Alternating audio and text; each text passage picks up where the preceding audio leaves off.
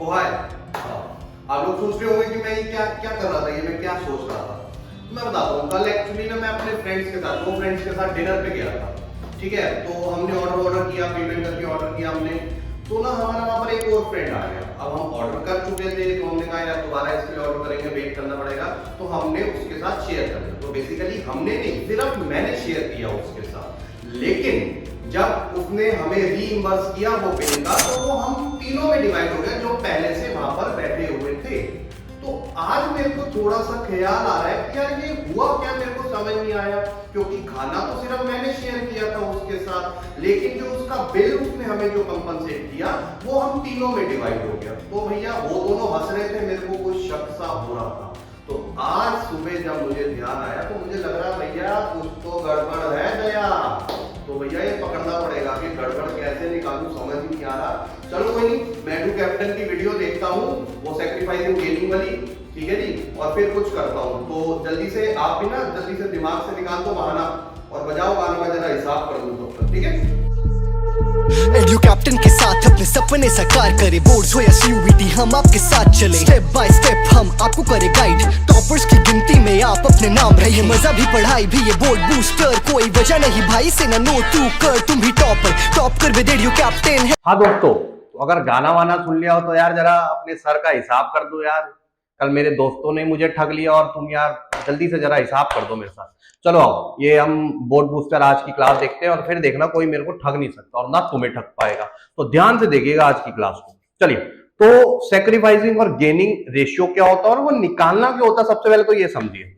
तो देखो, जब भी रिकॉन्स्टिट्यूशन होता है पार्टनरशिप में, रिकॉन्स्टिट्यूशन ऑफ पार्टनरशिप का मतलब क्या होता है कि पार्टनरशिप का मतलब होता है जो उनके बीच में एग्रीमेंट है और वो रिकॉन्स्टिट्यूट हो, वो भले ही चेंज इन पीएसआर की वजह से हो, वो भले ही रिटायरमेंट की वजह से हो, वो admission of a new partner की वजह से हो, वो डेथ ऑफ अ पार्टनर की वजह से।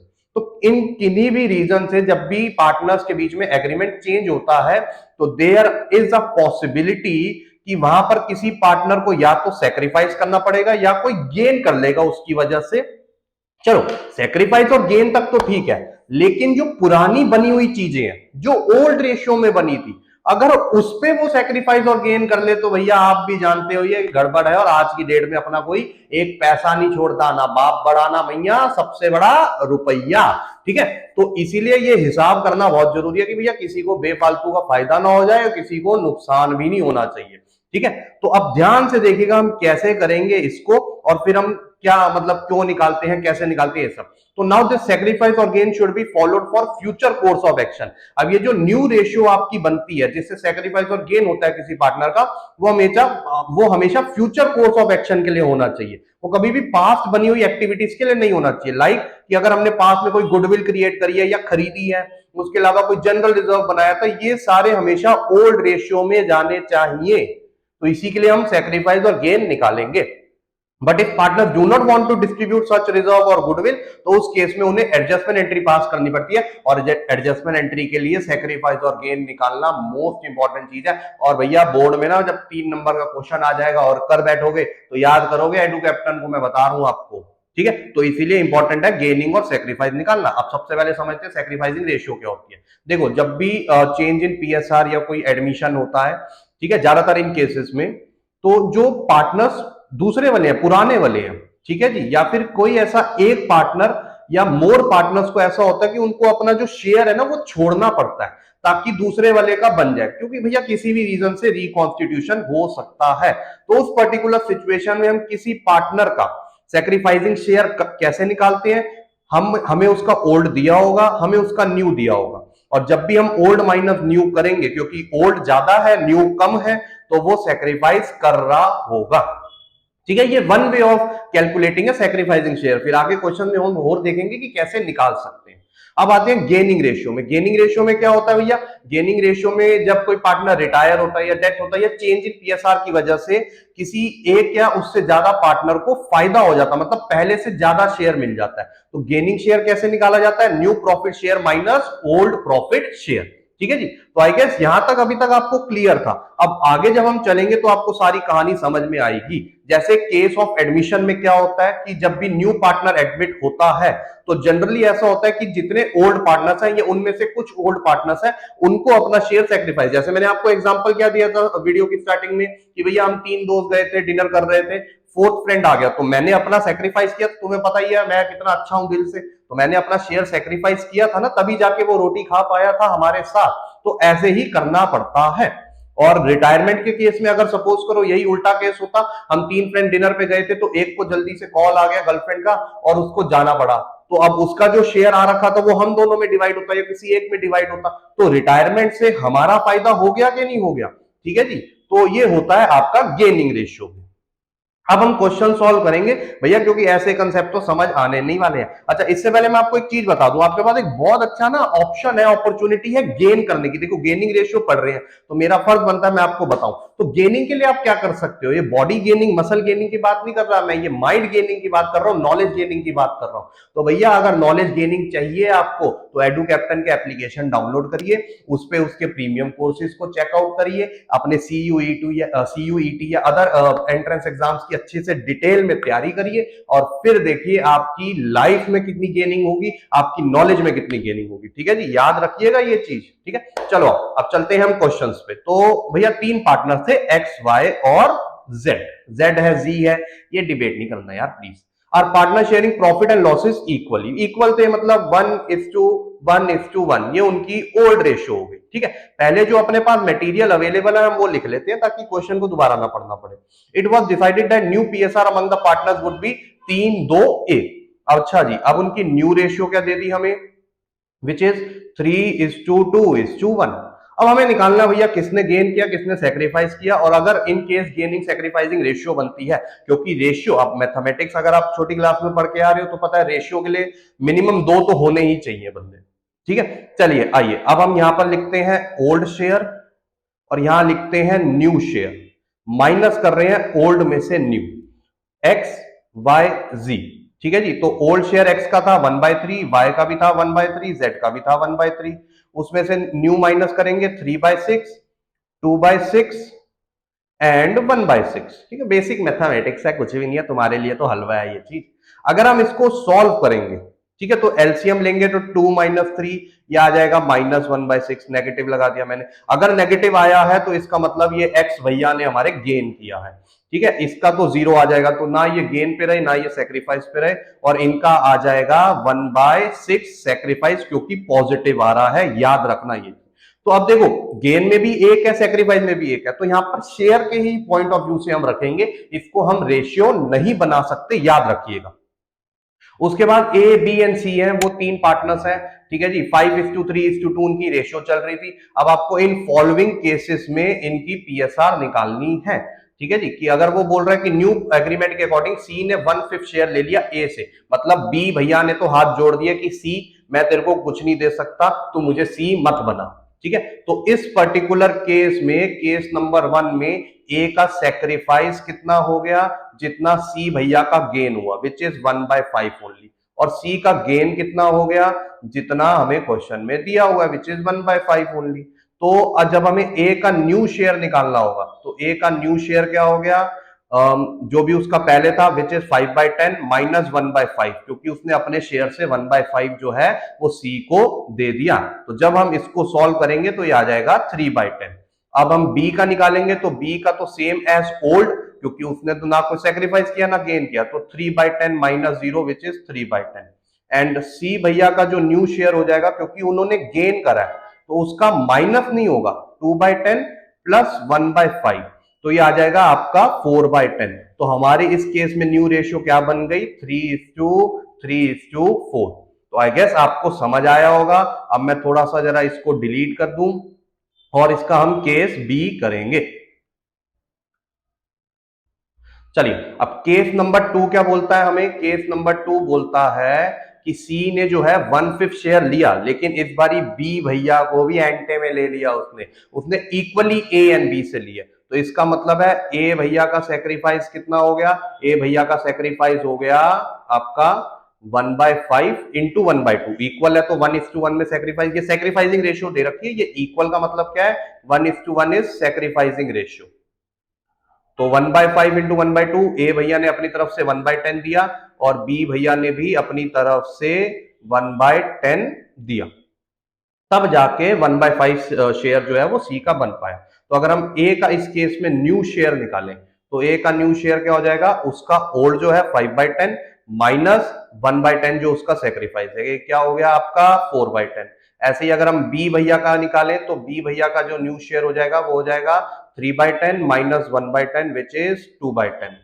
और सी भैया को तो हम पहले भी निकाल चुके हैं, सी का न्यू शेयर वैसा ही है क्योंकि इस केस में भी उसको 1/5 ही मिल रहा है। तो 2/10 प्लस 1/5 तो ये हो गया 4/10। तो इस केस में हमारी रेशियो क्या आ गई 4:2:4। तो आई गेस आपको मजा आ रहा है, ये बेसिक मैथमेटिक्स ऐसा लग रहा है बचपन में चला गया हूं भैया मैं तो। ठीक है, अब थर्ड केस क्या है, C takes 1/5 share of A and 1/6 share of B. अब ये ध्यान से देखिएगा क्योंकि यहां पर मैंने आपको एक बहुत इंपॉर्टेंट कंसेप्ट एक्सप्लेन करना है जो है difference between from end of. अब ये difference between from end of क्या होता है, देखो ध्यान से समझना, हिंदी में कन्वर्ट करके बताऊंगा हमारी मातृभाषा में। ठीक है, देखो ध्यान से समझिएगा। तो जैसे मैं आपको बोल रहा हूं कि मैंने उसके शेयर का इतना लिया या मैंने उससे इतना लिया। ठीक है, जैसे सपोज करो मेरा एक फ्रेंड है मेहुल और मेहुल के पास 100 रुपए हैं और मैं बोलूं मैंने मेहुल के पास जितने पैसे उसका 50% लिया, तो मैंने कितने लिए 100 का 50% 50 रुपए, तो मैंने 50 रुपए लिए। और अगर मैं दूसरे केस में बोलूं कि यार मैंने मेहुल से 50 रुपए लिए, ये से आ गया, तो वो सीधा ही मैंने कितने पैसे लिए वो निकल आया। पहले केस में मैंने कितने पैसे लिए वो निकालने पड़े मुझे, क्यों, क्योंकि मैंने उसे मल्टीप्लाई करना पड़ा 50% इंटू 100। इसमें केस नंबर 2 में तो मुझे डायरेक्टली दिया हुआ था। तो यही फर्क है फ्रॉम एंड ऑफ में।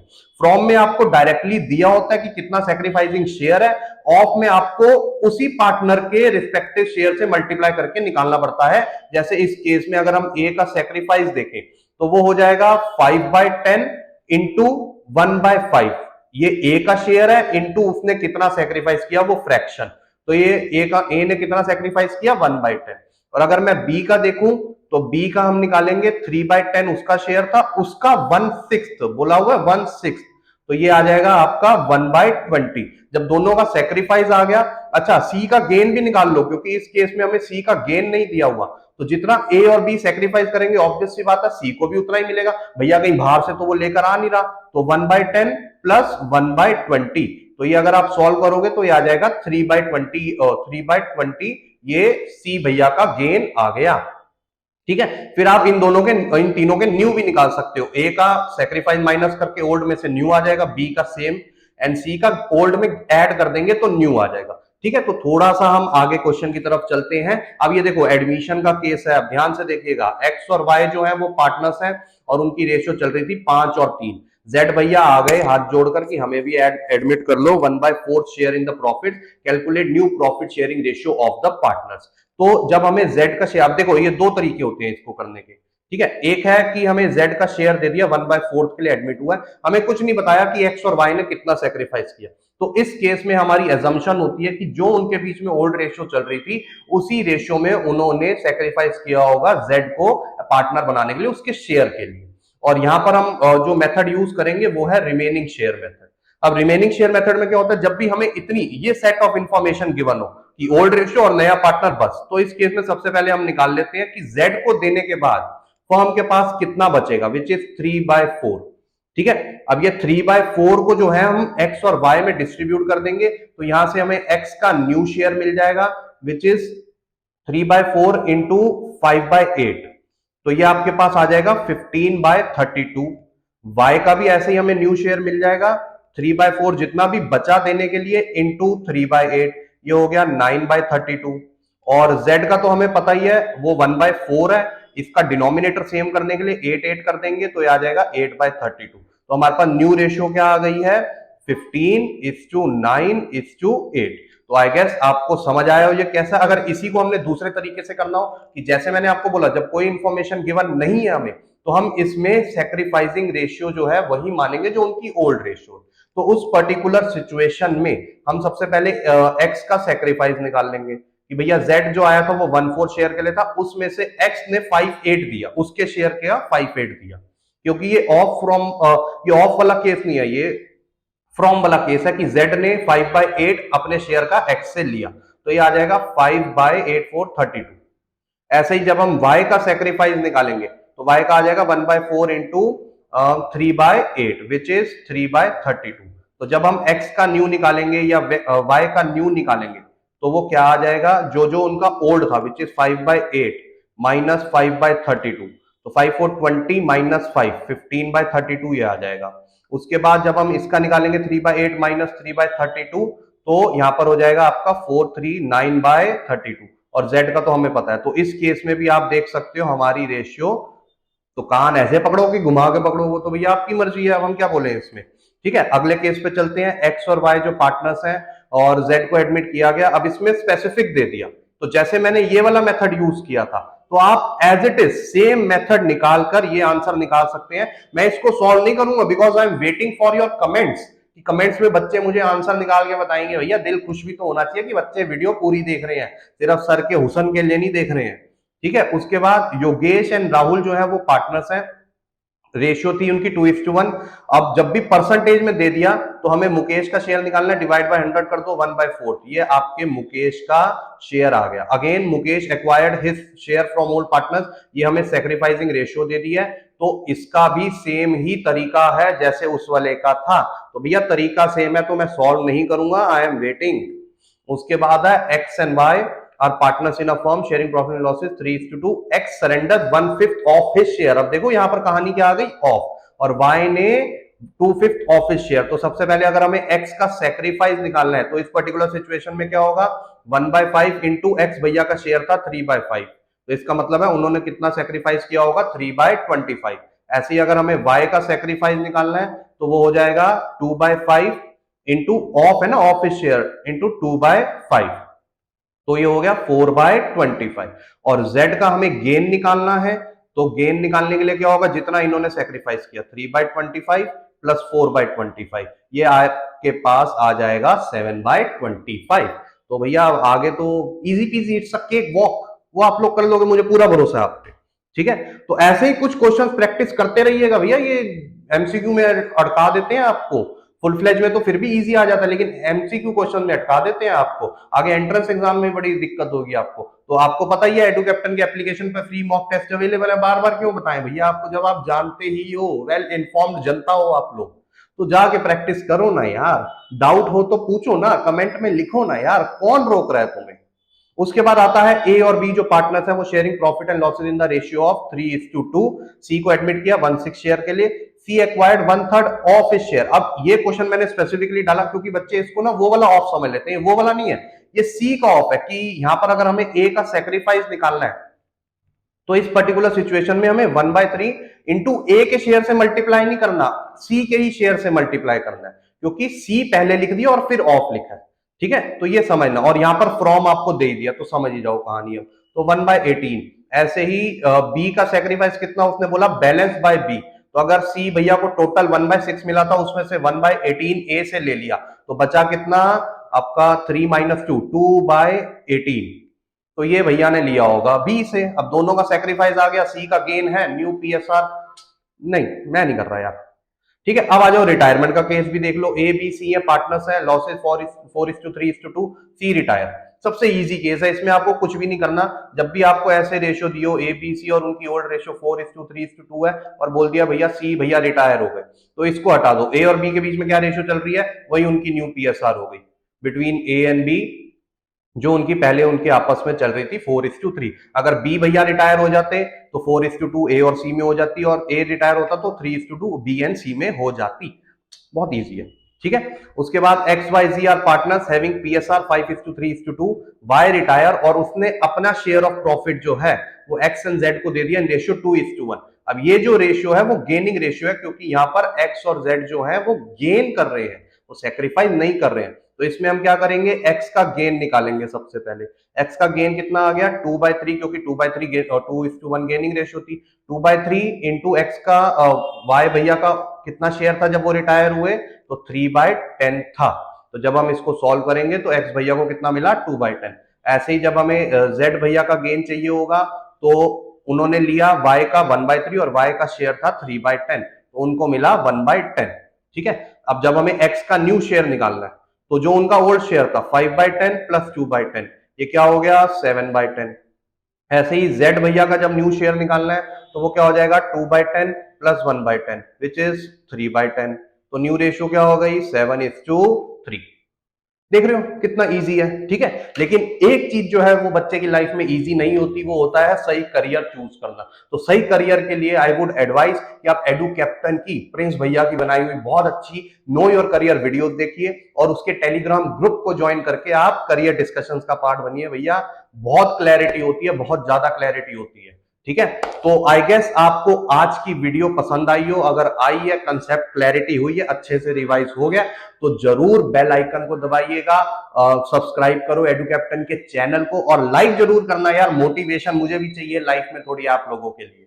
ठीक है जी, तो तब तक प्रैक्टिस करते रहना and all the best for your exams.